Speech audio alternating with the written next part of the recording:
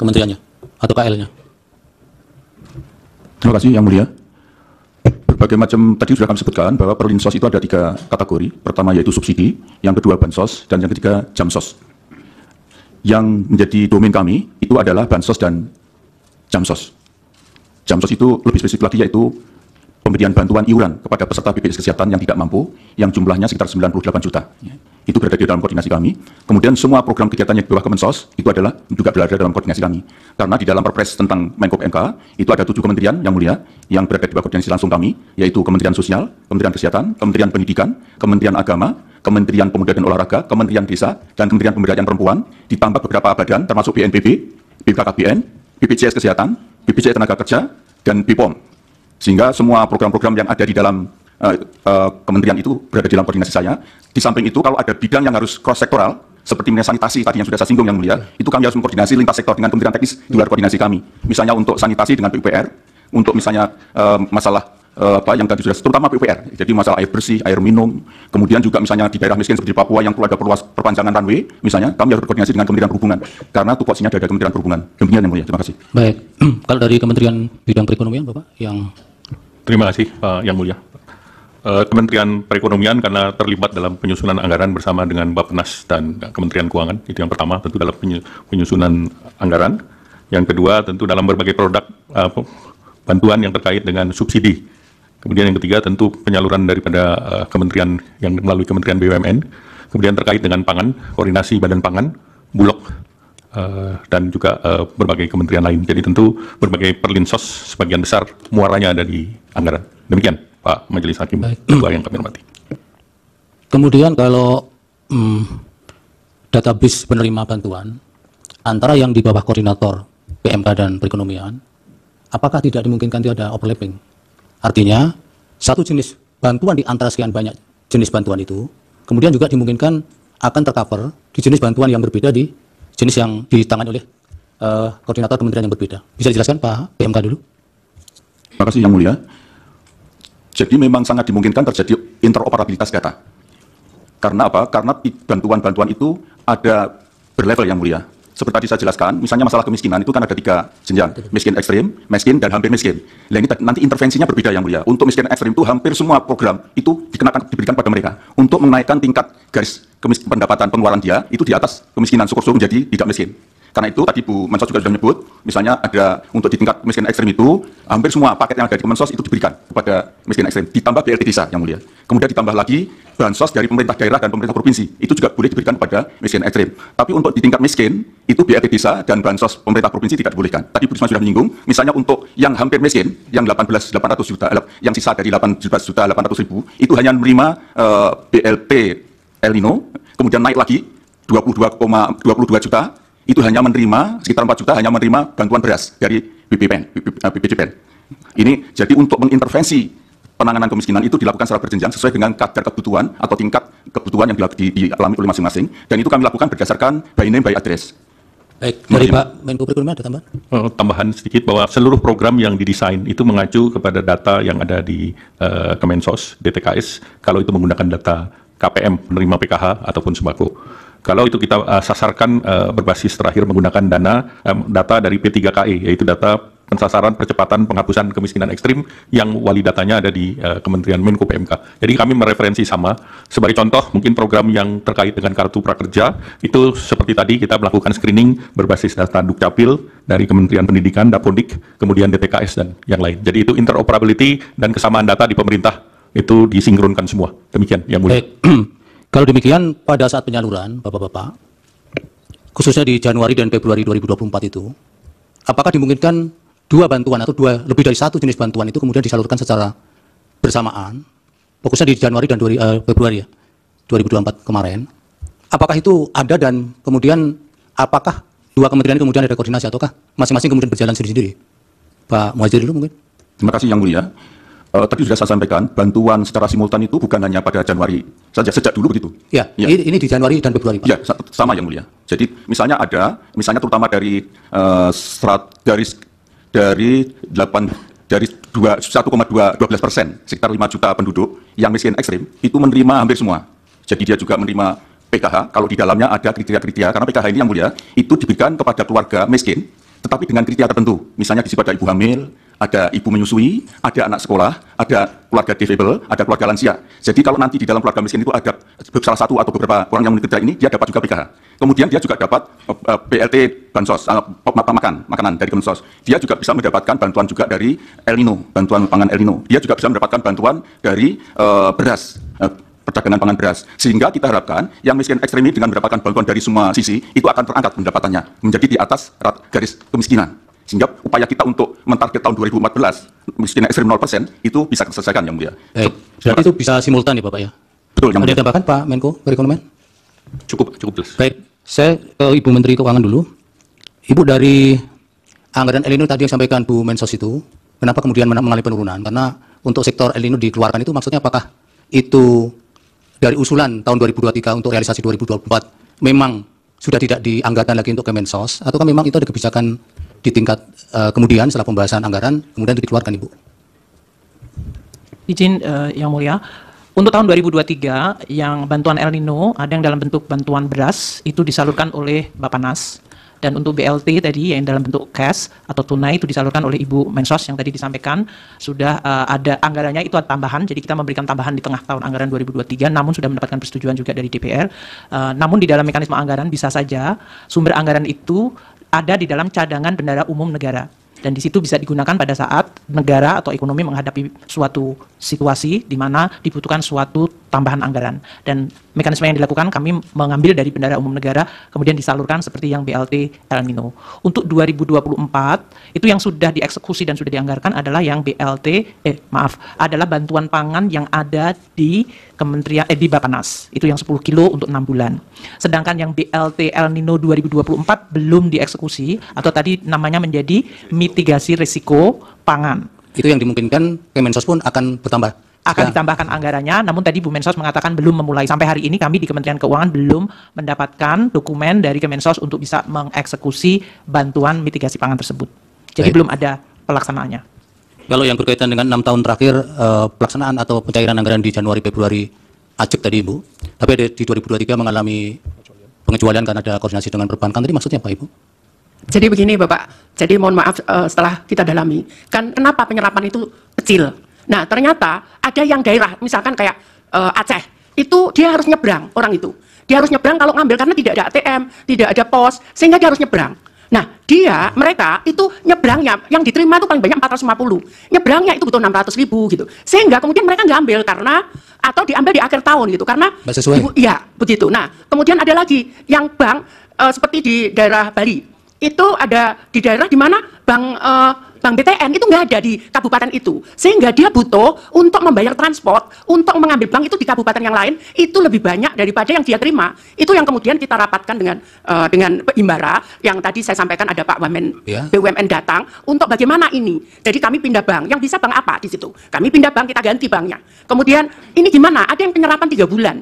Itu kenapa nggak bisa yang baru? Jadi misalkan bapaknya ini meninggal, kita ganti dengan nama anaknya penerima. Itu bank tidak bisa serta-merta mengganti nama ini. Butuh waktu 3 bulan untuk sampai jadi rekening itu. Akhirnya kemudian disepakati, di situ ada seluruh bank, kemarin rapat dengan kami, di seluruh bank, sehingga dan PT POS disepakati. Untuk penerima baru, itu disalurkan lewat PT POS, karena PT POS bisa 1 minggu, dia bisa mengeluarkan rekening itu. Sehingga saat itu kita butuh, itu yang pertama. Masalah yang kedua adalah beberapa temuan BPK, kita juga nggak berani melangkah itu. Kenapa? Contohnya misalkan, ditemukan oleh BPK itu PNS itu penerima gitu. Nah kami butuh waktu, apa iya dia PNS betul atau bukan gitu. Jadi itu salah satu kenapa di 2023 itu agak mundur. Jadi temuan itu ada yang mohon maaf, dia masuk di datanya AHU itu di Kementerian Kumham, dia sebagai di situ ditulis sebagai komisaris perusahaan A, tapi ternyata setelah kita cek ke lapangan dia hanya cleaning service. Ya, akhirnya bisa kita klarifikasi dengan BPK bahwa ini orang miskin. Lah kalau namanya dipakai di sini kan ya bukan salah orang ini gitu kan, Pak. Ternyata kita bisa tunjukkan, dan alhamdulillah yang 2023 kita clear soal itu. Kita clear yang PNS itu memang harus kita serahkan ke daerah, karena di daerah itu PNS itu tidak hanya di daerah itu. Bukan hanya kewenangan daerah seperti guru, kemudian PNS di daerah, tapi ada PNS di kejaksaan, ada PNS di kepolisian, ada PNS di pengadilan, sehingga mereka mengembalikannya juga butuh proses waktu. Namun kemudian nggak bisa saya putus, ini harus jalan kita. Ya sudah ada beberapa temuan lagi yang seperti itu modelnya. Iya, kemudian di 2024 Januari Februari sudah normal Ibu. Ya normal, alhamdulillah normal. Jadi yang apa namanya itu malah di tahun 2021 saat awal COVID itu saya persis masuk 2 Januari kita keluarkan karena saat itu COVID. Baik, kalau berkaitan dengan pengusulan anggaran tahun yang akan berjalan, tahun berikutnya, Ya. untuk El Nino itu Kemensos apakah itu memang kebijakan tersendiri ataukah itu harus diusulkan juga dari kementerian terkait, termasuk Kami nggak bisa berani mengusulkan, Bapak. Termasuk yang tahun-tahun sebelumnya? Ya, kami nggak berani mengusulkan karena kami kan nggak tahu ke kondisi keuangan apakah bisa apa enggak. Kami nggak berani. Biasanya diadakan rapat, kemudian disepakati apa gitu. Karena kami tidak berani, karena kan kami tidak tahu Ya. makro kondisi Ya sudah, makro artinya itu masalahnya. tidak mengusulkan ya. Ya, tidak ada mengusulkan. Bu Menteri Keuangan ada tambahan? Jadi tadi yang disampaikan oleh Ibu Mensos dengan 2023 yang tadi masih ada penataan kembali data maupun penyalurannya dengan perbankan maupun pos, memang realisasi Januari Februari hanya kurang dari 1 triliun. Sementara pada Januari Februari di tahun-tahun biasanya itu bansos yang dari Kemensos pencairannya itu tertinggi pada tahun 2021 yaitu 19,1 triliun dan untuk tahun 2024 itu 12,8. Jadi yang mulia Ketua Hakim, kami kemudian memang menunjukkan seolah-olah ada lonjakan dari bansos Kemensos di tahun 2024 padahal itu karena basisnya di 2023. Mengenai bantuan El Nino itu diputuskan pada ratas atau rapat intern Bapak Presiden bersama beberapa menteri. Pertama waktu itu bicara mengenai data, termasuk pembahasan mengenai adanya data Reksosek, yaitu mengumpulkan semua data dari rumah tangga di Indonesia yang diharapkan bisa menjadi suatu data bersama untuk tadi yang disampaikan oleh Yang Mulia Hakim mengenai pentingnya untuk koordinasi data.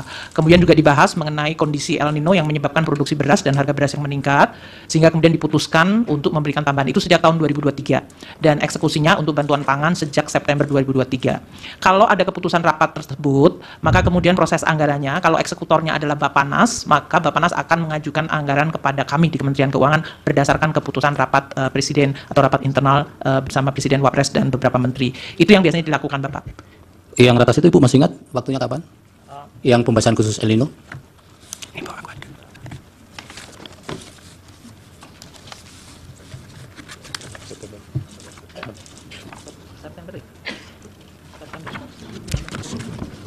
Apa yang 6 November ini, Ibu? Yang 6 November, ya betul. Betul ya? 6 November. Betul. Nah, apakah ketika pembahasan soal El Nino itu, khusus itu, Ibu, memang masih ada penegasan bahwa mitigasi soal El Nino ini masih sudah selesai atau masih memang diproyeksikan sampai kapan di ratas itu, Ibu? Jadi waktu kita, ini yang beberapa kali rapat ya, kami Ya. biasanya mengevaluasi. Jadi waktu pembahasan biasanya kemudian diputuskan untuk memberikan bantuan. Bahkan di tahun 2023 waktu itu pun dibuat 3 bulan dulu, September, Oktober, November. Kemudian kita melihat bahwa El Nino masih berjalan, maka kemudian pada bulan November itu ditambahkan untuk sampai dengan Desember. Dan karena dari BMKG dan kemudian dari BRIN menyampaikan bahwa El Nino akan maju meluncur terus di 2024, maka untuk bantuan pangan untuk El Nino itu diberikan sampai dengan 2024 6 bulan. Untuk mengcover kemungkinan terjadinya disrupsi dari sisi panen dan ketidakpastian. Itu yang dilakukan pada saat keputusan mengenai bantuan pangan El Nino. Untuk bantuan cash, memang waktu itu karena dari Ibu Menteri Sosial masih mengeksekusi dengan PKH dan tradisional program regulernya, memang kemudian dilihat apakah diperlukan tambahan bantuan tunai tersebut. Kami juga menyampaikan selalu kepada Bapak Presiden dan para menteri seperti biasa, Bapak, anggaran itu kan bukannya tidak terbatas. Jadi kami biasanya selalu cenderung sangat hati-hati untuk kita melihat dan memang apakah betul-betul diperlukan. Demikian. Jadi memang mulai 6 November 2023 untuk El Nino masih diproyeksikan hingga 6 bulan di 2024, Ibu. Betul. Baik, dari Prof. Arif. Baik, terima kasih Ketua. Mohon izin para hakim yang mulia saya mendahului. Saya mencoba untuk meletakkan dulu pada kerangka garis besarnya kenapa kita memanggil untuk didengar keterangannya 2 Menko dan 2 Menteri. Jadi begini, ada dalil dari pemohon. Kedua pemohon itu yang menyebabkan Mahkamah memerlukan penjelasan dari Bapak Menko dan Ibu Menteri Keuangan. Begini juga, untuk pendidikan karena sidang Mahkamah Konstitusi itu mendapat perhatian publik yang sangat luar biasa. Tidak saja di nasional, tapi juga internasional.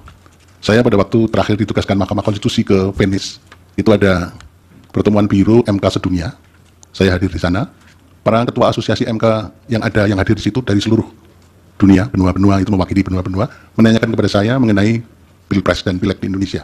Jadi ini mendapat perhatian yang sangat luas, sehingga ada pendidikan sosial, ada pendidikan politik yang harus kita lakukan dalam persidangan ini. Oleh karena itu, perlu saya sampaikan ada payung yang harus saya sampaikan atau kerangka yang harus kita sampaikan dulu. Kehadiran Bapak Menko dan Ibu Menteri ini Kenapa tidak disumpah? Mungkin ada pertanyaan itu. Beliau itu tidak disumpah karena sumpah jabatan yang dilakukan di istana pada waktu dilantik menjadi menteri melekat sampai pada waktu memberikan keterangan di persidangan ini. Jadi Bapak Menko dan Ibu Menteri itu memberikan keterangan di sini di bawah sumpah di pengadilan. Kemudian yang kedua begini, saya kebetulan hakim konstitusi di antara kita bersembilan, itu yang terlibat mengadili Pilpres dan Pileg 3 kali. Jadi saya mempunyai pemahaman yang agak komprehensif, mendalam. Pilpres kali ini lebih hiruk pikuk. Pilpres kali ini diikuti dengan beberapa hal yang sangat spesifik yang berbeda dengan Pilpres 2014 dan Pilpres 2019. Ada pelanggaran etik yang dilakukan di Mahkamah Konstitusi, dilakukan di KPU, dan banyak lagi yang menyebabkan hiruk pikuk itu. Nah, yang terutama mendapat perhatian yang sangat luas dan kemudian didalilkan oleh pemohon itu cawe-cawenya kepala negara. Nah, cawe-cawenya kepala negara ini, Mahkamah sebetulnya juga apa ya kita memanggil kepala negara, Presiden Republik Indonesia. Kelihatannya kan kurang elok. Karena presiden sekaligus kepala negara dan kepala pemerintahan. Kalau hanya sekedar kepala pemerintahan akan kita hadirkan di persidangan ini.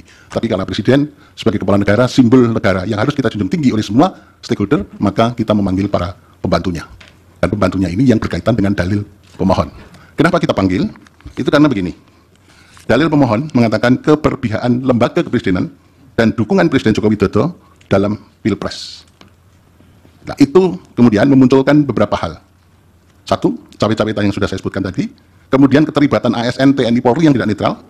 Dia ada sangkaan, dugaan PJ, Gubernur, Bupati, Wali Kota. Yang PJ itu juga ikut bermain di situ. Ini sangkaan atau dugaan yang perlu dibuktikan di persidangan ini. Kemudian ada peran serta lurah kepala desa. Juga yang ikut cawe-cawe, ikut menggalang massa. Dan kemudian bansos yang dianggap mempunyai korelasi dengan elektoral. Tapi ternyata dari berbagai diskusi, bansos itu elektoral lebih berkaitan dalam persidangan ini muncul lebih berkaitan dengan elektoral pada pileg legislatif. Nah ini mungkin Pak Erlangga nanti bisa Jadi yang partai yang naik pesat suaranya adalah Golkar.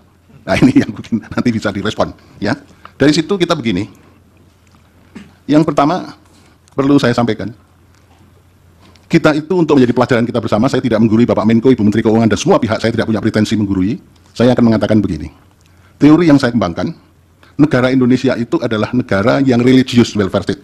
Sementara orang Indonesia baru mengatakan Indonesia negara welfare state. Tapi kalau saya mengatakan Indonesia adalah negara religious welfare state. Artinya kesejahteraan tidak hanya yang lahir maupun yang lahir, tapi mau batin juga. Tapi sementara dalam teori yang berkembang hanya disebut welfare state. Tapi kalau saya mengatakan karena ideologi Pancasila, sila pertama, maka Indonesia adalah negara religious welfare state. Kemudian kita harus membangun peradaban, hukum yang negara hukum yang demokratis dan berketuhanan. Dari sini, maka Bapak Ibu sekalian, kita ingat sekali pesan dari The Founding Fathers, yang penting pada kesempatan ini perlu saya sampaikan adalah semangat penyelenggara negara. Semangat penyelenggara dan semua stakeholder harus mempunyai etiket yang baik dalam mengelola negara. Etiket baik itu berdasarkan etik, moral, hukum, dan nilai-nilai sosial budaya yang berkembang di Indonesia. Itu semua diorientasikan pada kepentingan kesejahteraan rakyat. Ini yang harus menjadi pedoman kita. Oleh karena itu, Bapak Ibu sekalian, para Bapak Menko, kita dalam berhukum tidak sekedar rule of law, tapi rule of ethic. Nah, dalam kesempatan ini, maka ada beberapa hal yang praksis yang perlu saya pertanyakan kepada Bapak Menko dan Ibu Menteri Keuangan. Yang pertama, dalil-dalil permohonan itu menyangkut yang saya sebutkan bansos tadi. Untuk yang lain-lain sudah kita bahas, tapi ini perlu kita bahas mengenai bansos. Yang pertama, kita mengenal lembaga. Ada Menteri Sosial, kemudian ada kaitannya dengan Kepala Badan Pangan Nasional, kemudian ada Kepala Bulog.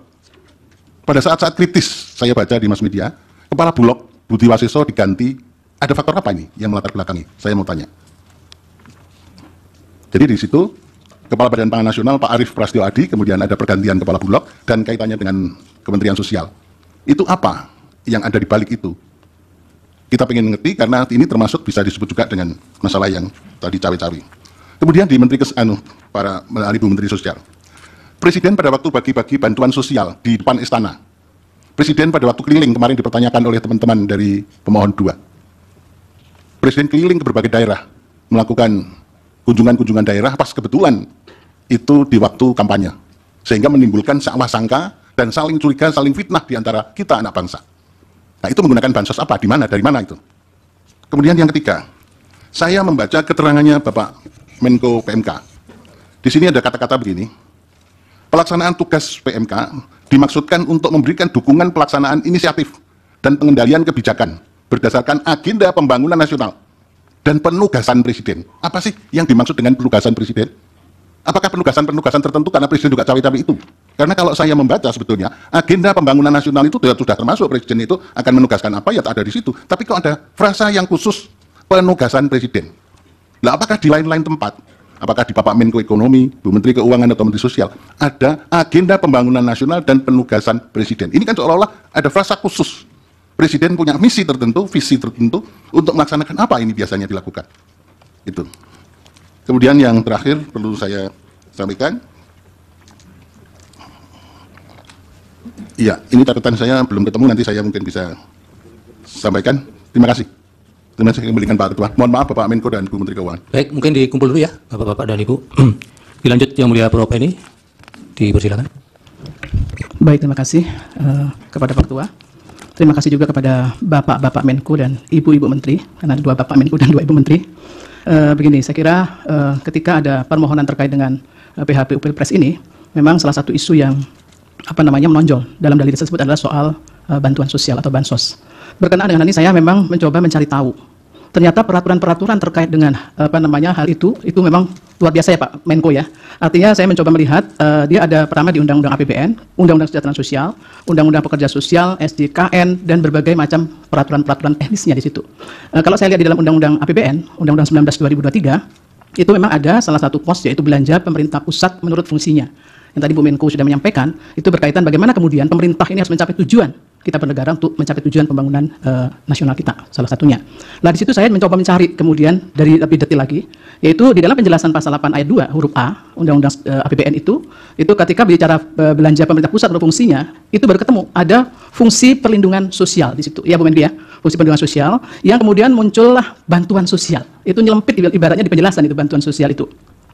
Yang salah satunya dinyatakan adalah untuk melindungi terjadinya risiko sosial. Nah, berkaitan dengan ini saya ada beberapa pertanyaan ini kepada Pak Menko maupun nanti kepada Ibu Menteri. Seberapa besar sebetulnya risiko sosial yang terjadi di 2023, kemudian yang diperkirakan akan terjadi di 2024. Sehingga kemudian saya lihat di sini memang ada kenaikan perlinsosnya itu sekitar 50 triliun ya Bu ya. Nah, kemudian di situ yang menjadi persoalan adalah apakah memang di awal-awal tahun, itu adalah dimulai dari Januari Februari ya, di mana tahun-tahun itu disebut dengan tahun-tahun atau saat-saat politik seperti itu memang kemudian anggaran itu sudah bisa dicairkan. Apakah itu menggunakan anggaran di luar itu? Apakah memang itu real anggaran 2024 yang sudah bisa dicairkan untuk perlinsos? Itu mohon nanti bisa dijelaskan di awal tahun itu. Apakah pada saat di awal tahun itu juga itu bisa kemudian dilakukan automatic adjustment? Yang tadi didasarkan pada pasal 28 ayat 1 huruf E itu sudah dilakukan. Ini karena kalau bicara dalil pemohon ada yang mengatakan itu ada automatic adjustment, benar nggak sih itu? Kami mohon nanti Ibu bisa menyampaikan atau Pak Menko bisa menjelaskan benar nggak ada automatic adjustment berkaitan dengan hal tersebut ya. Kemudian yang berikutnya, ini ada info yang berkembang juga yang perlu kemudian mendapatkan tanggapan dari Pak Menko dan Ibu Menteri. Apakah benar bahwa ada penahanan anggaran dari kementerian lembaga untuk realisasi bantuan sosial di awal tahun itu? Itu mohon nanti bisa ditambahkan penjelasannya. Selanjutnya adalah, kalau saya baca, ini kembali ke Bu Risma kalau yang satu ini. Di dalam Undang-Undang 11/2009, itu soal kesejahteraan sosial, itu sebetulnya nggak mudah ternyata untuk bisa merealisasikan orang yang mendapatkan bantuan, itu nggak mudah ternyata. Saya lihat ada SK Menteri Sosial di sini, artinya ada data terpadu penanganan fakir miskin, ya DTPFK, dan data orang tidak mampu atau OTM. Dan itu harus diverifikasi dan divalidasi. Dan seolah-olah ada peng-SK-annya terhadap mereka-mereka itu. Nah, pertanyaan saya adalah, terkait dengan yang didalilkan pemohon ya itu menyampaikan bahwa begitu banyak bansos yang digelontorkan itu, apakah mereka itu termasuk yang dalam data DTPFK atau data OTM di situ, atau memang sebetulnya Pak Menko ada data yang lain yang kemudian itu bisa tervalidasi siapa yang menerima terkait dengan hal ini. Nah, ini mohon nanti dapat ditambahkan. Kemudian berkenaan tadi ada beberapa bansos-bansos juga, karena begitu banyak undang-undang itu ya bisa jadi begitu banyak juga bansos yang keluar dengan menggunakan terminologi perlinsos itu. Nah, itu apakah itu juga di bawah koordinasinya Ibu Mensos seperti itu ya. Itu saya mohon ada tambahan soal itu, termasuk juga soal skema perlindungan sosial ya dan bantuan sosial bagi pekerja sosial. Di situ juga ada bansos sebetulnya. Ya, jadi ada banyak pos bansos, salah satunya di Undang-Undang 14/2019 tentang pekerja sosial. Itu bagaimana kemudian skema bansos yang ada di situ, apakah ini juga merupakan wilayah yang berada di kewenangannya Ibu Mensos ya. Berikutnya saya khusus kepada Pak Menko Perekonomian Pak Erlangga. Nah, ini kalau kemudian dilihat dari data termasuk hal yang didalilkan di sini ya, bahwa ada kenaikan harga beras ya kisaran pada bulan Januari Februari 2024. Ya, sehingga muncul kemudian ada yang menyampaikan ini benar atau tidaknya mohon nanti diklarifikasi. Ini karena ada penggunaan cadangan beras pemerintah atau CBP untuk bansos sehingga menyebabkan stok beras nasional itu menjadi berkurang. Apakah memang ada isu seperti itu? Itu mohon dapat nanti diberikan penjelasan. Dan saya menegaskan kembali tadi yang disampaikan oleh Ketua, bagaimana sebetulnya pola koordinasinya melihat berbagai macam undang-undang termasuk peraturan teknisnya itu yang begitu banyak dan begitu rupa itu bisa terkoordinasi sehingga sasarannya menjadi tepat gitu loh, sesuai dengan tujuan dari pasal 34 untuk penanganan fakir miskin dan anak terlantar. Saya mohon itu saja penjelasan dari Pak Menko maupun Ibu-Ibu Menteri. Terima kasih. Yang mulia Pak Arsul, silakan. Terima kasih Yang mulia Pak Ketua. Terima kasih kepada Pak Menko PMK, Pak Menko Perekonomian, Ibu Menteri Keuangan dan Ibu Menteri Sosial atas paparannya tadi. Saya ingin melakukan beberapa pendalaman untuk keperluan yang tadi telah disampaikan oleh Yang Mulia Prof. Arief Hidayat, karena memang Mahkamah harus menjawab apa yang didalilkan oleh para pemohon PHPU nomor 1 dari paslon 01 dan pemohon PHPU nomor 2 dari paslon 03. Karena itu ada sejumlah hal yang memang perlu didalami untuk menjadi pengayaan bagi Mahkamah di dalam nanti menyiapkan pertimbangan hukum yang akan menjadi dasar dari putusan Mahkamah. Yang pertama saya mohon berkenan pada Pak Menko, Pak Muhadjir. Ini saya agak grogi ini kalau menghadapi Pak Muhadjir nih, karena tenang menghanyutkan.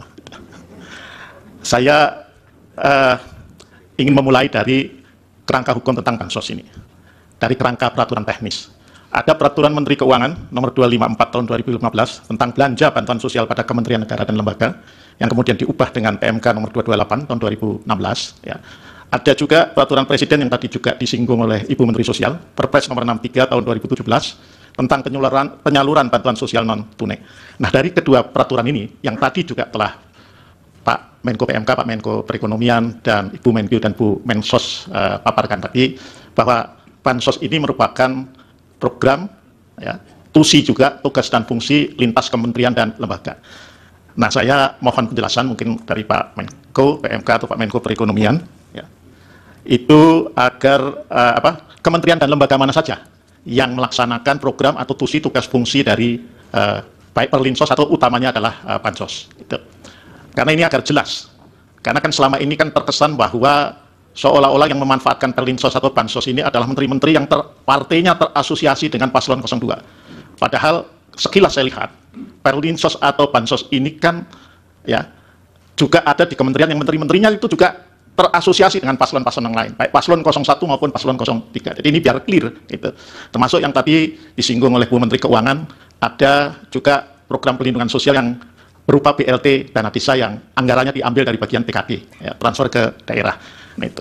Yang kedua untuk Pak Muhadjir, saya membaca di Perpres nomor 63 tahun 2017 di pasal 14 itu dibentuk tim pengendali pelaksana penyaluran bansos yang anggotanya begitu banyak menteri, ya, begitu banyak menteri. Saya tidak tahu apakah menteri-menteri ini itu juga yang kementerian dan lembaganya, tidak hanya menteri dan lembaganya ini mendapatkan program atau memiliki TUSI bansos itu tadi. Ya. Mohon penjelasan tentang pengendalian yang telah dilakukan. Nah, yang berikutnya ini mungkin pertanyaan untuk Bu Menteri Keuangan, karena beliau yang paling sibuk kalau sudah soal APBN, saya kira. Ya. Saya ingin membandingkan Bu Menkyu, ya, antara Undang-Undang nomor 19 tahun 2023 tentang APBN tahun anggaran 2024 dan Undang-Undang nomor 28 tahun 2002 tentang APBN tahun anggaran 2023. Ini ada pertanyaan, ya, yang dalam sidang-sidang kemarin itu juga muncul. Mengapa setelah COVID, justru pandemi COVID dinyatakan berakhir, tetapi Perlinsos termasuk bansosnya itu naik?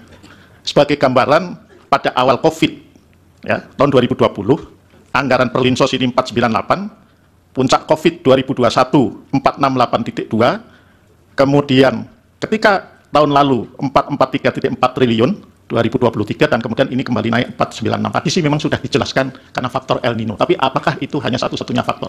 Karena prasangganya suudonnya ini dikaitkan dengan pemilu 2024. Ini barangkali perlu penjelasan. Terlebih-lebih lagi, Bu Menkyu, kalau saya lihat di Undang-Undang nomor 19 tahun 2023, ini tidak ada pasal yang seperti ada di pasal di Undang-Undang nomor 28 tahun 2022, di mana kalau di Undang-Undang untuk APBN 2023 itu masih ada pasal 27, di mana pemerintah dapat menetapkan bauran, ya, kebijakan melalui, maksudnya ini kebijakan Perlinsos melalui skema pendanaan antara pemerintah dan juga badan usaha.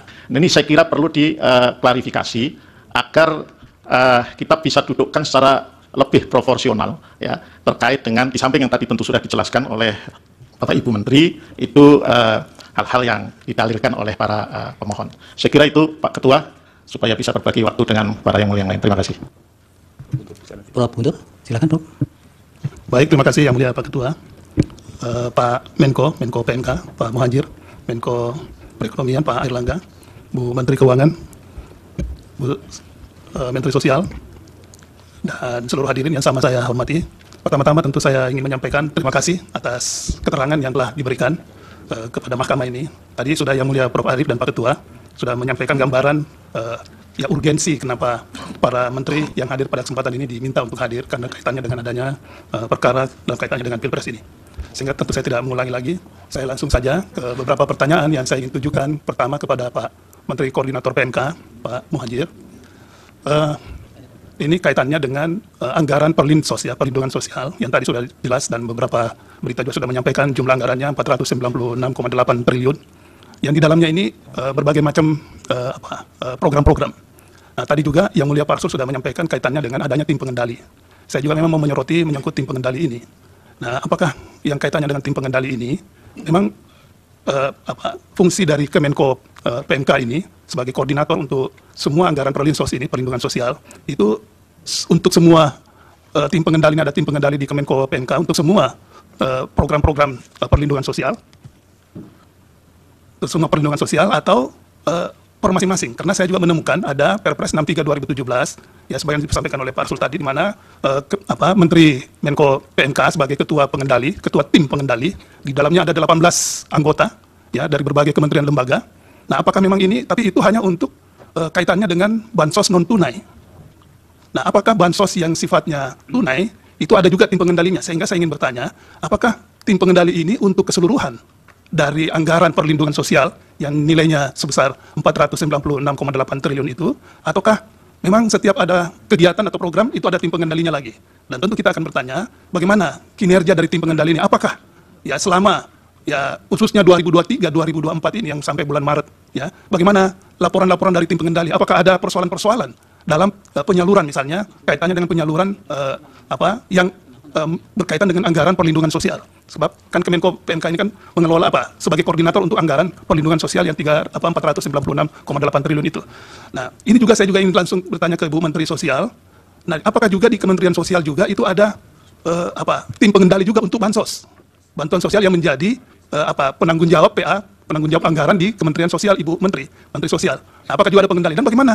Apakah selama ini ya khususnya 2023 dan 2024 ini ada enggak laporan-laporan menyangkut kaitannya dengan penyelenggaraan atau pelaksanaan dari realisasi anggaran bansos ya di Kementerian Sosial yang nilainya 78 triliun Bu ya, kurang lebih ya gitu ya, 78 triliun itu seperti apa? Ya tentu ya dikurangi dengan anggaran belanja pegawai dan sebagainya kan seperti itu. Nah, apakah juga ada seperti itu sehingga kita bisa mengetahui bahwa ya memang ada monitoring terkait dengan pelaksanaannya. Terlebih lagi Bu Menteri Sosial, saya melihat kalau tadi Ibu Menteri kan sudah menjelaskan di paparannya, coba bisa izin paparan yang terakhir sebelum terima kasih, slide terakhir ya, sebelum terima kasih, slide-nya coba bisa nggak ditunjukkan itu supaya kita bisa ini, tapi kelihatannya susah untuk dimunculkan ya. Kalau memang bisa itu saya pengen yang kaitannya bansos sembako dan PKH. Nah, di situ Ibu menjelaskan bahwa dalam hal penyaluran bansos ini itu kan dilakukan melalui cash transfer ya dan juga melalui kantor pos. Nah, cash transfer ini kan berarti dari rekening ke rekening PKM ya, penerima PMK, penerima manfaat, penerima KPM, keluarga penerima manfaat. Ya itu dia di atas itu. Nah, apakah selain dari dua sistem atau model penyaluran ini, apakah ada model lain? Ya, misalnya kalau saya tidak salah juga ada dalam bentuk pembayaran ke komunitas. Apakah memang ada yang istilahnya penyaluran bansos melalui pembayaran komunitas? Nah, ini bagaimana bentuknya nih pemberian bansos melalui pembayaran komunitas? Nah, apakah di situ juga ada unsur misalnya ketika menyerahkan, karena kalau misalnya dari cash transfer itu kan ya by name by address tadi itu kan tidak ada persoalan karena sudah daftar ini sudah tetap gitu, sehingga memang di sini tidak ada unsur media yang bisa menyampaikan kan. Beda kalau itu dalam bentuk komunitas ini menurut saya kemungkinan ada media yang bisa meliput dan sebagainya kan seperti itu. Nah, apakah Bu Menteri ketika itu melalui bentuk lain yang selain rekening kantor pos juga, kalau saya tadi dengar paparan Bu Menteri itu kan juga melalui rekening juga, meskipun melalui kantor pos kan gitu. Jadi dari rekening giro ya, kalau saya tidak salah, itu sehingga praktis kita mengatakan tidak ada tidak ada unsur-unsur yang sifatnya ada hal-hal yang bisa kaitannya dengan insentif elektoral ya. Kalau kita mau mengatakan karena ini langsung rekening ke rekening KPM itu. Tetapi kalau untuk yang komunitas ini bagaimana bentuknya, Bu? Kami perlu mendengar. Apakah di situ Ibu juga mengundang misalnya anggota legislatif? Ya, sebab kemarin di sini kita dengar dalam persidangan itu ada anggota legislatif yang menyatakan bahwa kami ikut terlibat dalam hal penerimaan itu diundang oleh Menteri Sosial. Nah, ini bentuknya bagaimana? Nah, ini kami perlu mohon penjelasan menyangkut ini Bu Menteri Sosial ya, Bu Tri Sri Maharini. Kemudian saya ke Bu Menteri Keuangan ya. Sebetulnya saya Bu Menteri Keuangan, Bu Menteri ini saya sudah menyiapkan 12 pertanyaan sebetulnya untuk mendalami Ibu, tapi karena waktu juga yang sangat terbatas dan yang terpenting Ibu Menteri sudah dalam paparannya menjelaskan semua hal sehingga tersisa tinggal 2 yang saya ingin tanyakan ke Bu Menteri Keuangan. Yang pertama yang kaitannya dengan tadi, dalam kaitannya dengan automatic adjustment ini, ya, penyesuaian secara otomatis ini. Nah, apakah penyesuaian otomatis ini sama atau beda dengan refocusing itu? Kalau saya tidak salah, refocusing itu adalah di mana pemerintah itu ingin mengkhususkan pada program-program tertentu. Sehingga kepada KL diminta untuk dilakukan penghematan ya dalam bentuk dilakukan refocusing itu. Kemudian nanti ya, selanjutnya dari refocusing itu akan ada yang namanya penyesuaian anggaran dalam bentuk automatic adjustment yang dilakukan oleh Kementerian Keuangan. Nah, pertanyaan saya di sini adalah yang dilakukan oleh Menteri Keuangan terlebih dahulu, apakah automatic adjustment-nya dulu dilakukan penyesuaian anggaran dulu di mana dalam bentuk pemblokiran anggaran kementerian lembaga, tapi tidak untuk dipindahkan anggarannya, tetapi tetap di KL-nya. Ya, kemudian dari anggaran itu akan dilihat, kemudian untuk mengarahkan pada refocusing pada program-program yang ingin dicapai oleh pemerintah. Ataukah memang refocusing dulu, kemudian nanti setelah refocusing diketahui yang mana ingin dijadikan target anggaran itu, kemudian dilakukanlah ya kepada kementerian lembaga diminta untuk ya menyimpan ya dalam bentuk pemblokiran anggaran yang sifatnya nanti bisa saja nanti dibuka blokirnya, atau kalau memang dibutuhkan anggaran itu akan sebagaimana Bu Menteri sampaikan tadi dalam rangka untuk fleksibilitas dalam menghadapi isu-isu global atau ketidakpastian perekonomian negara kita dan internasional. Saya kira itu gimana sih sebetulnya melihat dari antara refocusing itu dengan automatic adjustment tadi.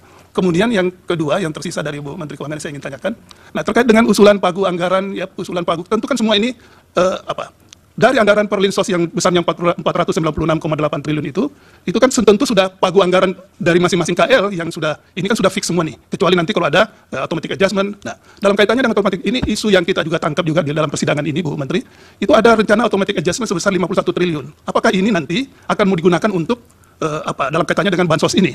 Jadi apakah memang ini mau diarahkan ke sana? Dan apakah anggaran Kementerian Sosial juga ini akan mengalami yang namanya juga automatic adjustment dalam rangka refocusing anggaran tadi? Ya, apakah jadi ibaratnya menurut saya sangat ironi kalau memang ini kebutuhannya untuk memberikan dukungan kepada kalangan yang rentan dari segi sosial, kemudian Kementerian Sosial kemudian anggarannya dilakukan yang namanya automatic adjustment juga meskipun 5%. Dan 5% untuk Kementerian Sosial itu kan besar juga nilainya. Nah, oleh karena itu apakah ini juga untuk Kementerian Sosial akan dilakukan juga semacam automatic adjustment dalam kaitannya dengan anggaran bantuan sosial di Kementerian Sosial itu? Atau memang tidak dilakukan automatic adjustment khusus untuk Kementerian Sosial dan mungkin juga untuk kementerian-kementerian atau lembaga lain? Mungkin itu butuh penjelasan sedikit menyangkut hal tersebut.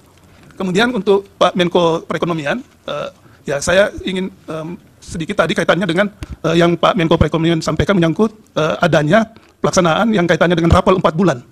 Ini juga menjadi isu juga yang perlu kita ketahui dalami. Rapor 4 bulan ini untuk BLT BBM contohnya yang 150.000 itu pertimbangannya apa ya? Mungkin Pak Menko. Ya, karena kalau misalnya dalam kondisi seperti ini kemudian ada dilakukan rapor itu 4 bulan, nah ini kan bisa menjadi duga-dugaan gitu.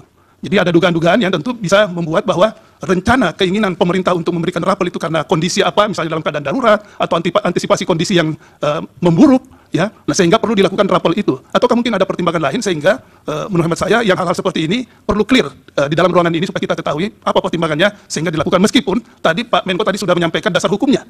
Dasar hukumnya sudah jelas, ya, tetapi itu dasar hukum untuk rapelnya. Tapi kenapa harus 4 bulan? Kenapa tidak 2 bulan? Kenapa tidak 3 bulan? Dan momentum merapelnya itu ya juga mesti ada penjelasan. Kenapa misalnya rapelnya di bulan Januari, Februari, Maret, ya, dan seterusnya. Mungkin ini perlu kami ketahui supaya kita jelas mendapat gambaran menyangkut kaitannya dengan adanya rapel ini. Mungkin itu saya dari saya, Yang Mulia Pak Ketua. Terima kasih. Masih ada dari Yang Mulia? Silakan Pak Ridwan dulu, Yang Mulia. Baik, terima kasih Yang Mulia Ketua. Selamat pagi, terima kasih Pak Menko Bidang Pembangunan Manusia dan Kebudayaan Indonesia, yang saya hormati pula Pak Menko Bidang Perekonomian Indonesia, Ibu Menteri Keuangan dan Ibu Menteri Sosial. Selamat datang di Mahkamah. Saya sedikit saja. Saya betul setelah mendengar tadi beberapa keterangan, terima kasih juga atas keterangan yang telah tadi disampaikan tadi. Saya memahami bahwa bagaimana upaya pemerintah untuk melindungi masyarakat kita, ya, tentunya dalam menghadapi berbagai kerentanan dan tekanan kehidupan. Khususnya memang terhadap hal-hal yang paling pokok bagi mereka. Nah, saya mengaitkannya di tengah era pesta demokrasi, banyak yang masih mengeluhkan misalnya kebutuhan pokok sembako yang masih tinggi, dapur yang kadang-kadang tidak berasap dan sebagainya berhari-hari. Nah, tentu saja dengan adanya berbagai macam program yang sudah tadi disampaikan, ada perlinsos, ada jamsos, ada bansos, dan juga termasuk pada mitigasi risiko terhadap hal-hal ini. Nah, tentu saja bagaimana disampaikan dalam pelaksanaannya itu dengan mekanisme APBN dan juga bersama DPR serta kementerian-kementerian terkait. Pertanyaan saya adalah kepada yang terhormat Pak Menko Bidang Pembangunan Manusia dan Kebudayaan. Saya menghubungkannya, kondisi yang tadi diceritakan dan juga kondisi kinerja dilakukan, itu dihubungkan dengan perkara yang sedang berlangsung pada saat ini. Dari kedua pemohon, itu antara lain menyebutkan dalam dalilnya, selain yang lain itu adanya kegiatan aparatur negara dan juga menteri-menteri, ya, yang lekat dengan khususnya di dalam kegiatan kampanye, dalam penyaluran, pendistribusian, di situ ada keterlibatan aparat yang dimaksud. Nah, apalagi saya kaitkan dengan fungsi dari Kementerian Bidang Pembangunan Manusia dan Kebudayaan. Antara lain di sana kan ada yang ketiga itu melakukan pengendalian pelaksanaan kebijakan, kemudian juga pengelolaan penanganan isu terkait dengan bidang pembangunan manusia dan kebudayaan, kemudian pengawalan terhadap program prioritas nasional, sebagaimana tadi juga disampaikan, yang berkaitan dengan kebijakan yang diputuskan oleh Presiden. Pertanyaan saya adalah, mungkin nanti bisa dijelaskan juga oleh Ibu Menteri Sosial, karena Ibu saya tahu persis rekam jejaknya itu sangat humanis ya, berkaitan dengan rakyat kecil, berkaitan dengan perempuan dan anak-anak. Mungkin nanti bisa juga menambahkan, bagaimana Pak Menko menjelaskan kondisi saat ini mengenai penggunaan fasilitas. Kalau di luar sana banyak sekali dari hal berkaitan dengan kendaraan, bahkan ajudan, bahkan handphone pun yang memang dipinjamkan oleh negara, itu digunakan dalam kegiatan-kegiatan yang berkaitan dengan pesta demokrasi kita ini. Nah, saya kira untuk menjelaskan itu, saya persilakan kepada yang terhormat Pak Menko dan juga Ibu Menteri Sosial. Terima kasih Yang Mulia Pak Ketua. Baik, dari Yang Mulia Pak Daniel. Baik, terima kasih Yang Mulia Pak Ketua. Terima kasih juga untuk Bapak Menko dan Ibu-Ibu Menteri untuk keterangannya. Saya hanya dua hal, ini kebetulan sudah hampir terakhir nih. Biasa dalam hukum Islam dikenal istilah asobah, jadi mungkin pertanyaan sisanya nih. Yang pertama, saya akan mengeksplor aspek kebijakan, dan yang kedua aspek implementasinya. Tentu semua ini dalam kaitan dengan permohonan baik pemohon 1 maupun pemohon 2. Nah, yang pertama terkait aspek kebijakan, tadi dalam keterangan Ibu Menteri Keuangan, ini saya kira bagus sekali ya, dimulai dengan mengatakan bahwa forum di Mahkamah Konstitusi yang mulia ini, kami percaya menjadi salah satu cara merawat nalar publik dan seterusnya. Ya.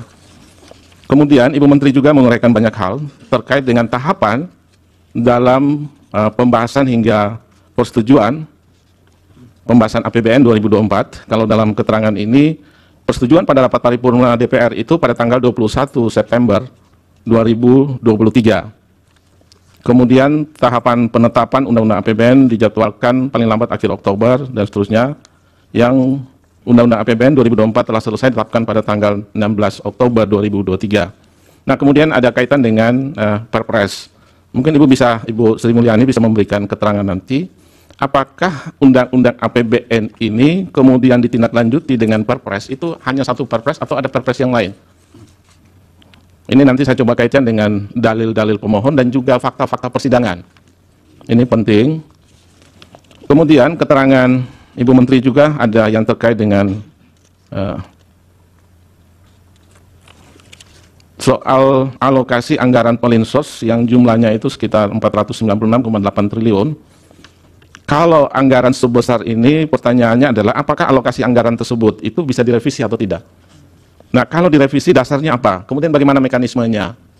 Karena tadi ada, bahkan ini kemarin dalam persidangan, keterangan dari saksi, itu dari Komisi 8 DPR RI, itu yang mengatakan bahwa tadi juga sudah ada rapat terbatas intern Presiden dengan beberapa menteri, tanggal 6 November 2023. Nah, saya tidak tahu sejauh mana apakah ratas intern tersebut kemudian melakukan perubahan terhadap kebijakan yang ada atau tidak, misalnya Perpres dan sebagainya. Karena tadi dalam keterangan Ibu Menteri Sosial, Ibu Risma mengatakan bahwa anggaran BLT El Nino itu tahun 2024 tidak ya. Nah, saya melihat catatan kemarin dari saksi Pak Aceh Hasan Sadili, itu dinyatakan bahwa ada 3 kali raker dengan Ibu Menteri Sosial. Yang pertama 31 Agustus, yang kedua 14 September, dan yang terakhir ini 7 November. Nah, kalau saya coba kaitkan dengan ratas tanggal 6 November, artinya sehari setelah itu, Ibu kemudian raker. Nah, apakah dalam ratas itu yang kemudian hilangnya BLT El Nino di Kementerian Sosial? Atau tidak, nanti Ibu bisa memberi keterangan, karena ini kami perlu konfirmasi. Saya mencoba untuk merelevansikan fakta-fakta persidangan terkait dengan hal ini. Kemudian, yang kedua soal implementasi ini. Yang pertama, tadi Pak Menko PMK dalam keterangan menyatakan bahwa ikut membagi di daerah Jawa Timur kalau tidak salah, atau di tempat yang lain.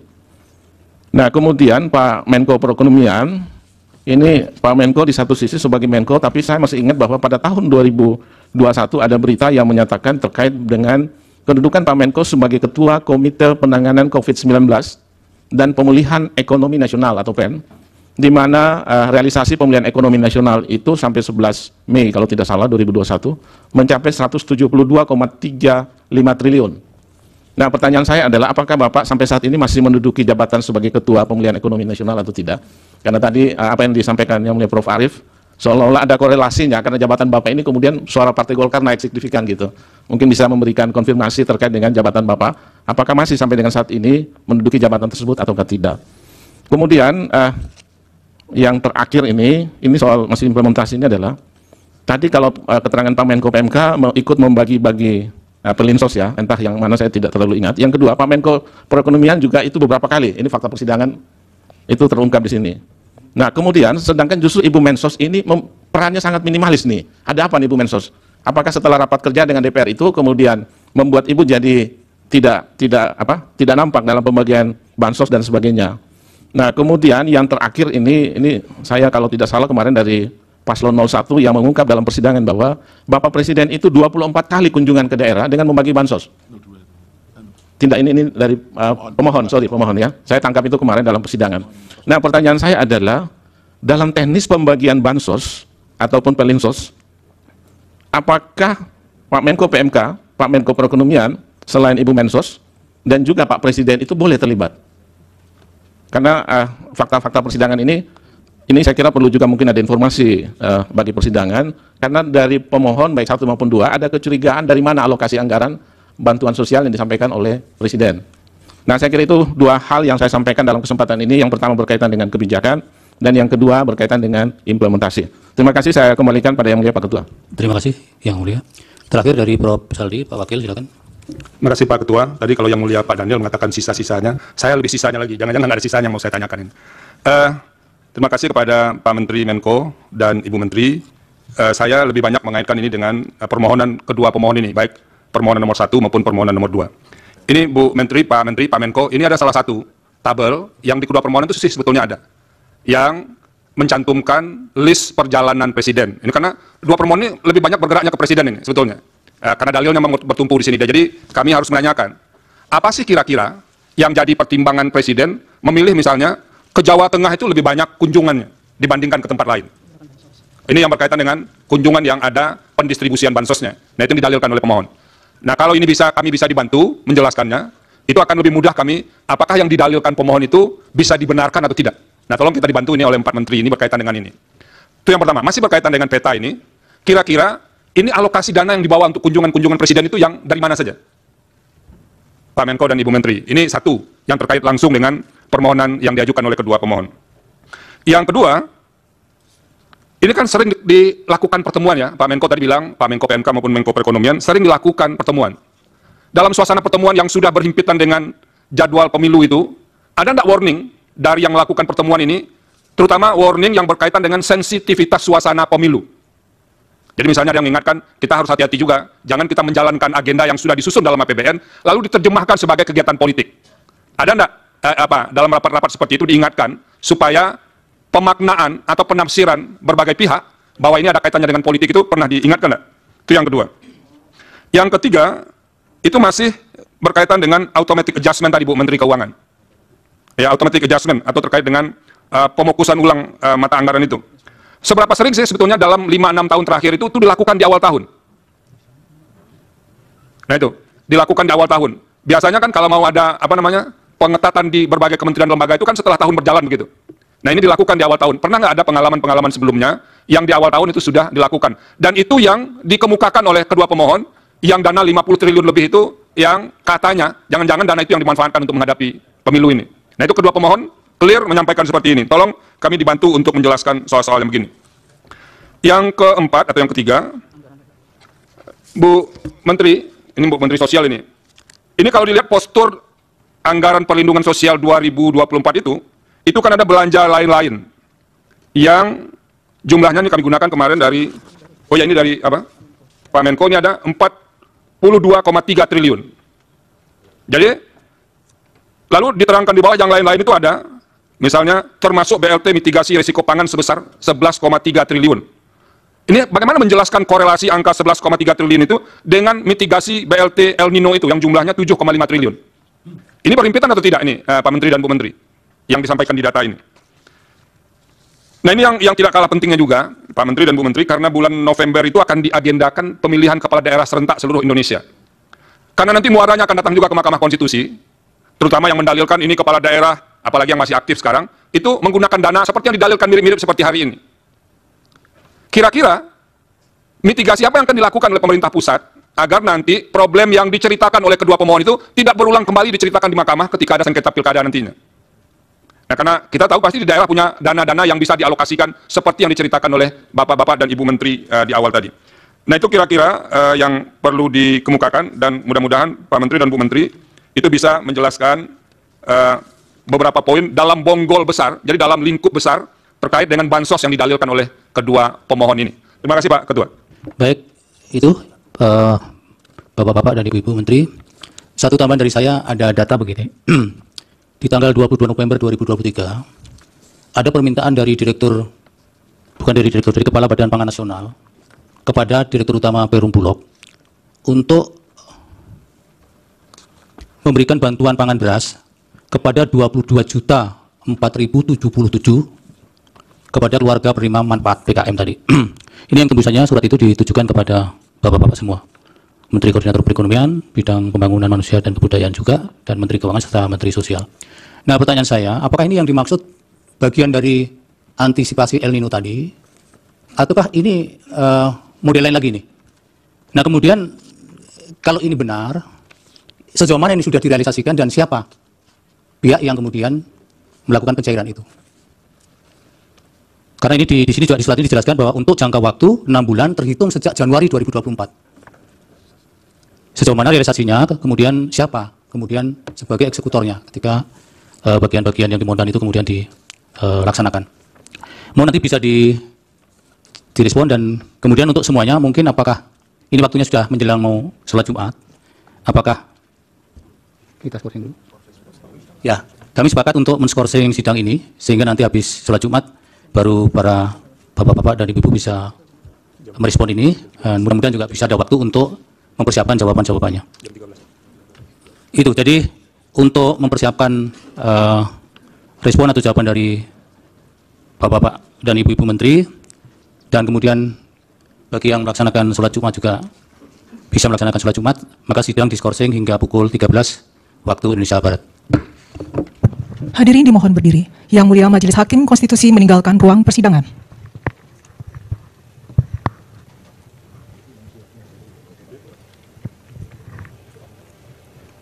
Hadirin disilahkan duduk kembali. Hadirin yang kami hormati, persidangan untuk perkara nomor 1 dari PHPU Putri Pres, garis datar 2.